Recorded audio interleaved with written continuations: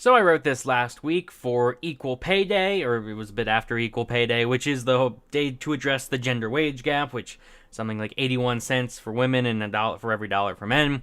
And I want to do an analysis of the debate itself, because I've noticed how it's kind of gone through a bit of a change over the last few years. For Equal Pay Day, SurveyMonkey put out some kind of put out a poll. They did a survey, and it turns out that 62% of Americans believe in the wage gap, and the rest think that it is a myth or it's fake and it doesn't exist. Now, I am not one of those 62%. It's like I would agree with the people that say it's a myth. It's been debunked 8 million times, and it's still going on. And I can't help but notice the kind of shift of moving the goalpost. Because, I'm going to assume everyone watching this knows about the wage gap and knows why it's wrong. Knows why people are wrong about saying it's a big issue and we need to fix it. Like, I'm assuming everyone's already on my side and already aware of the issues with saying there's a wage gap. So I'm going to just kind of do a quick analysis of, like, the debate itself. Because I've noticed that. Like, the debate has kind of shifted around. It used to be about...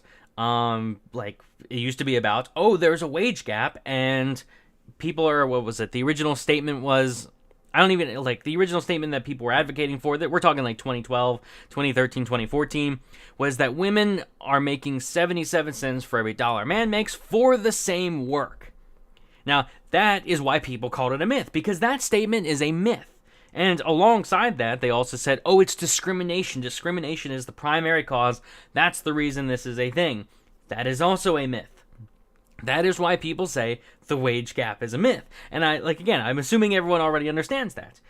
But, and yet, when you look at the SurveyMonkey, when you look at all these other articles for Equal Pay Day, they're all like, why do people say it's a myth? How, stupid you have to be to just deny reality that there is a wage gap. And they're misunderstanding the argument. They're misunderstanding why they say myth. Because, again, I don't deny that the wage gap does exist. When I say it's a myth, I don't mean that when you take the average male salary, or the average male earnings and the average female earnings, there's a disparity. I acknowledge that. I'm not saying that's a myth. I'm saying the whole same work thing is a myth. I'm saying it's due to discrimination is a myth. And I think everyone agrees with me in that sense. And of course, if you're someone that's not saying that, let me know why. But we all acknowledge that, yeah, if you take the average earnings of men and women, there will be a gap. But the myth part is, we don't care. We don't care that exists. The myth part is why it exists, the whole discrimination thing. And I can't help but notice that used to be what it was about. Why does the wage gap exist? Why is it that way? And now I'm noticing that it's kind of shifted. They've moved the goalpost from same work, they've shifted it to it's due to discrimination. Now everyone seems to be at least acknowledging, they know they've lost. And now they've shifted over to, yeah, the wage gap exists. And who knows what it's caused by. It's caused by maybe discrimination. And I've seen even a Vox article, which, again, all of these links, all these little green or yellow links here, I have cited. So please, in the description, you'll find a link to the article. You can find all the citations and everything I'm referencing. And please, follow along with the article. Give the article an extra view for the website I'm glad hosted it for me. I'm glad that published it. So, follow along. Where is it? Yeah, an article from Vox I found that they were like, yeah, the wage gap exists, and apparently it levels off with children, which is what we've been saying this whole time. Or at least, the various reasons people have been giving, that's one of the big ones. That, hey, turns out that if you compare, young childless women and young childless men, they make about the same. The wage gap disappears. But as soon as women have children, that takes a lot of time and energy. They're typically the ones that stay home with the child while the man's earning the money. And that's not prejudice. That's just efficiency, pretty much. It's efficiency that the woman is going to be the one that stays home with the child because they're the one that has to face the physical burden of bearing of child rearing and that. So, that's just how it's been throughout history because that was the simpler manner. Walter Block even has a good argument. It's okay, we'll take example A, where people do things where the man makes the money, or the man brings in the resources and the women stay home, and we'll call that group A. We'll take this other group where the men stay home with the child and the woman works, and we'll call that group extinct. Because that's just what happened. When you had to do what was practical to survive. And that's pretty much why that is. But Vox is even coming out and saying, this is why it exists. And they're not they're not trying. They're not, the way they're framing it, the way that Vox frames it is not, look, we've debunked the wage gap. The way Vox is framing it is, look, evidence of the wage gap. The people that say the wage gap is a myth is wrong, or are wrong. So they've shifted the argument from, like, yeah, we're proving the wage gap exists. Well, we all know it exists. We're just saying it's a pointless number. Like, who cares if, like, the average woman makes any 81 cents or whatever it is now for every dollar a man makes? Who cares? That's not an issue. Like, that's not a problem. We are concerned with equality of opportunity. As long as people are making free choices, and that is voluntary, and that's what they want to do, that's fine. Who cares if there's a disparity? And Thomas Sowell is devoted, I even cited that in the bottom. Thomas Sowell is devoted, what, like 10 different books to this issue of discrimination and disparities, which is the title of his newest book. I haven't read it yet, but it's good. I've heard it's good. But I cited, what did I cite? The Quest for Cosmic Justice. I've read that. It's fantastic. I've cited, that's the new book. And I cited Civil Rights Rhetoric or Reality. Also a good book. It's actually, that one's a lot shorter. It's like 150 pages or something. But that one's, like, he's devoted books to this. Like, we've already been through this. Like, you will find disparities, and that's fine. Like, that's not an issue. Because if you take two groups that are different, and you compare them, and they're not exactly the same, surprise, surprise. Two groups are very different. You're not going to get some exact equality. Like, we're talking about, Tim Pool called it, was referring to it as equity. I heard on a Joe Rogan podcast talking about, like, yeah, they want equity. They don't want equality. They want equality of outcome, not equality of opportunity. Like, if everyone has the same option, they're not happy with that. They want everyone to be the same in they want everyone to, they want the equality of outcome thing, which I linked to another article here that I wrote, Misconceptions of Equality, which kind of goes into that.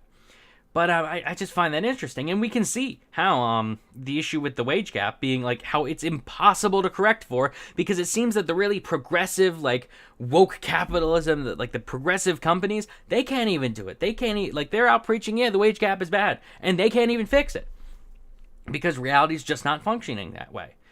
What did I say? I cited Vice Media. They paid nearly $1.9 million to settle a lawsuit for supposedly underpaying women. Again, Vice Media, it's not exactly right-wing. It's not exactly denying the wage gap. They put out stuff on the wage gap all the time.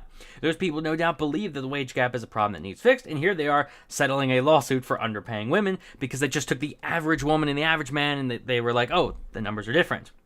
Snopes, which everyone's like, oh, Snopes.com. I understand they're a bit biased, but even then, like, Snopes even debunked the gender wage gap because they referenced the Elizabeth Warren thing, where Elizabeth Warren got in trouble for underpaying her female staff. They said the average female employee of Elizabeth Warren's, like, group of her, like, political, I don't even know what the phrase is for that, but her employees, they got paid less on average than the average man that works for her. So, and they got in trouble. Like, Elizabeth Warren has talked about equal pay day all the time, about, yeah, equal pay for women and she can't even do it. So Snopes even went through, and when they said it's a statement that, when they analyzed the statement that Elizabeth Warren is underpaying women, they said mixed. They said, yeah, it's true that they're underpaying the average woman compared to the average man, but, and then they go into the whole wage gap thing. So even Snopes is admitting, like, yeah, it's a partially true statement because they're not taking into account other variables, as the people debunking the wage gap have said 1,000 times. And then, for all, I don't know if anyone remembers this, but the BBC scandal, the BBC released a list of, like, their highest paid celebrities. Numbers 1 through 7 were all men. Number 8 was a woman. And the complaint was, it's like, oh, look at how number 1 on the list, the guy it was Chris Evans, I think it was, like, made a ton of money. And you have to go all the way down to number 8 to find a woman, and she made, I did the math somewhere. Yeah, she made only 20% of that, of the number 1 guy. So it was like, oh, look at all this discrimination, how awful this is. And, like, I knew, of the top 10 people on that list, I recognized, like, 4 of them, and they were all men. I never even heard of the women. And that's not prejudice, that's just, I guess, talent. That's just how the numbers worked out. It's like, that's not a good thing, that's not a bad thing, it just is. And then I actually quoted the issue with, what was it? The equality paradox. That's what they call it.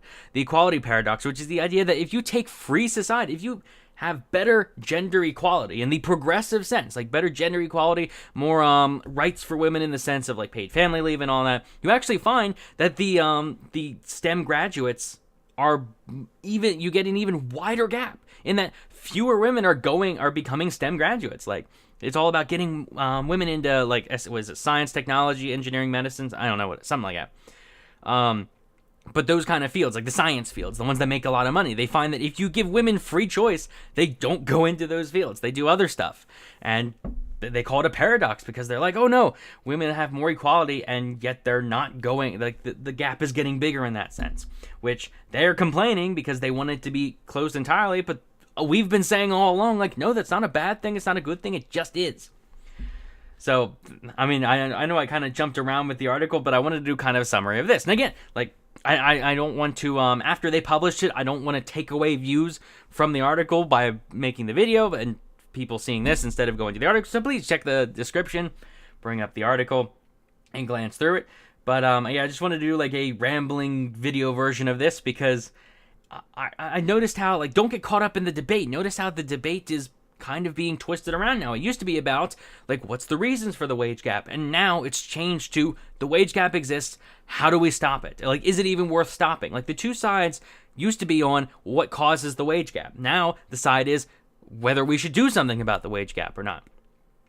Because the thing is, like, that's how it used to be. They used to be where, if the wage gap is caused by women's choices, then it's fine. If it's caused by discrimination, that's bad. Now it's, no matter what causes the wage gap, it's a bad thing and must be stopped. And no, I disagree with that. Like, there's a gap between two groups. Big deal. As long as it's done by, as long as everyone's happy, as long as it's done by voluntary choice, it's fine. Like, there's no issue with that.